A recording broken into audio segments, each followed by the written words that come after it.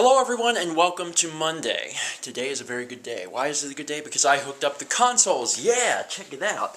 Now we have not only the 360 and the Xbox, but now we have the PS2. We actually had the PS2, but we didn't have the power cable because we had left it at home and we got it over Christmas break, so now we have it, so we have it plugged in, which is great. So now we have a PS2. Notice we have both the PlayStation 2 and the PlayStation 1 memory cards in it, so we can play both kinds of games.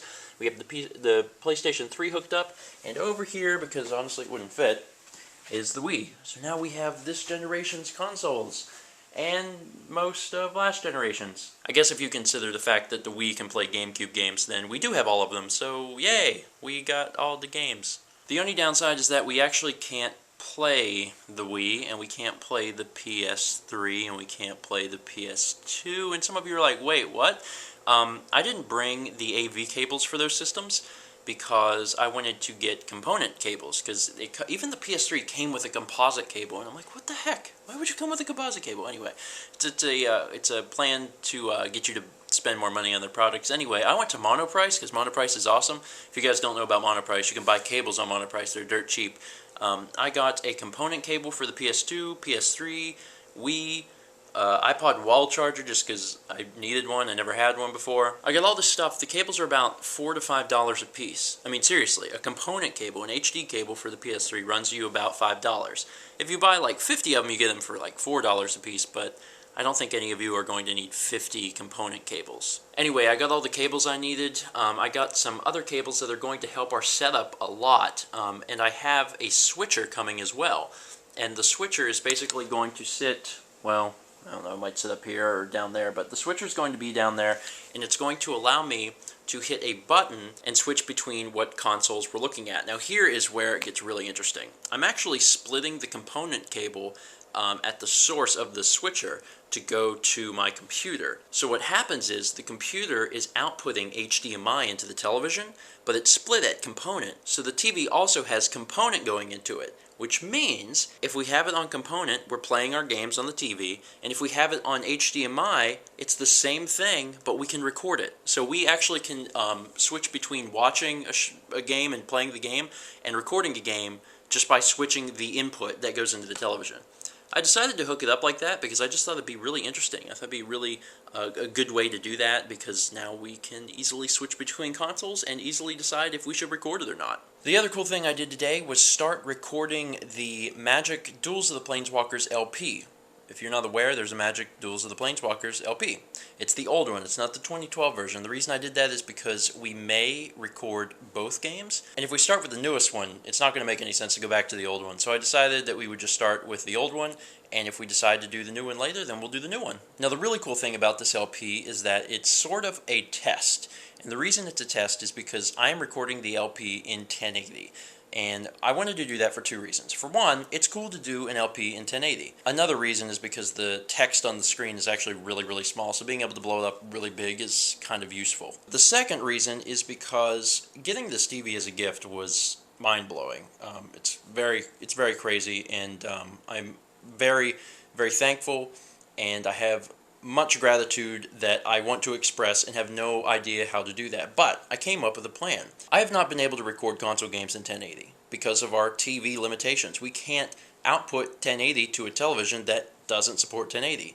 So because we got this gift, it is my gift to the person who got the TV and also to everyone to give you guys at least one console game in 1080. Now hopefully I'll be doing all of the games in 1080 from now on. But the computer, as it turns out, it's incredibly taxing on the computer to output a 1080 file. Like, mind-blowingly taxing. Like, it takes hours and hours and hours and hours to export the stupid thing. Apparently the difference between 720 and 1080 is absolutely huge, and the amount of time it takes to export files really shows that. Even so, the Duels of the Planeswalkers LP is definitely going to be in 1080p. I'm really excited about it. It's a new challenge for me to figure out the best workflow, and you guys are going to have a Magic Let's Play, and it's going to be in full 1080 HD. So it seems like things are going well. I hooked up all the consoles. I have a lot of cool equipment coming, hopefully this weekend. Hopefully it gets here this weekend and I don't have to wait until Monday. And I have a new LP coming out very, very soon, January 18th. Mark your calendars. And it seems like everything's great. The only problem is I had a very sad realization today. I'm going to show you guys a binder I have.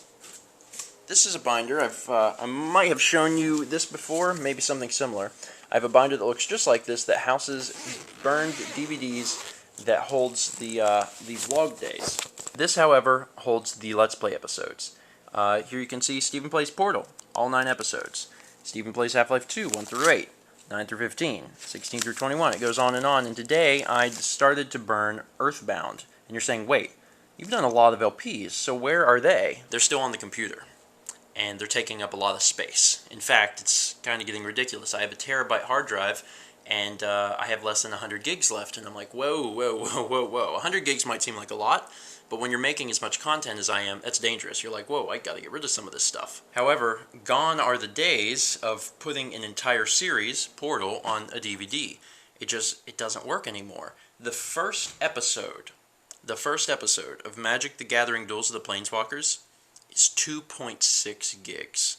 That's a very big file. Now granted, most of my Let's Plays aren't that big. The reason it's so big is because I decided to up the bitrate to 10 megabits per second since I was doing 1080. I normally do 8 on console games.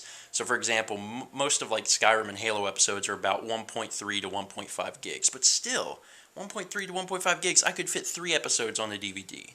That sucks. And you might be saying, well, use dual layers. I could.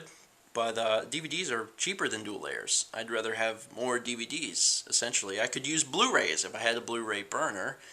Blu-ray burners and Blu-ray discs are getting cheaper, so maybe that's a better option. But I've come to the realization that I can't save all of these things.